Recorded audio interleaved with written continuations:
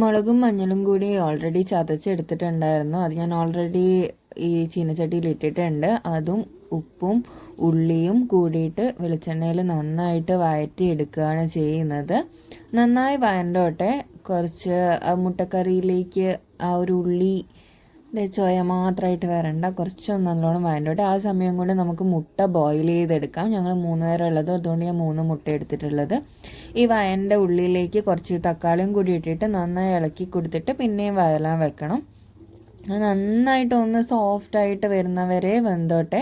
അതിനുശേഷം ഗരം മസാലയും കുറച്ച് ചിക്കൻ മസാലയും കുറച്ച് മഞ്ഞൾ പൊടിയും കൂടി ഇട്ടിട്ട് നന്നായിട്ട് മിക്സ് ചെയ്ത് കൊടുക്കുക. പിന്നെ നമ്മൾ നേരത്തെ ഈ മിക്സിയിൽ അടിച്ച് വെച്ചതിൻ്റെ അകത്ത് കുറച്ച് വെള്ളവും കൂടെ ചേർത്ത് ഒന്നുകൂടെ ഇളക്കിയിട്ട് ആ വെള്ളം ഇതിൻ്റെ അകത്തേക്ക് ഒഴിക്കുക. മുട്ട ഇതിൻ്റെ അകത്തേക്ക് ഇടുക.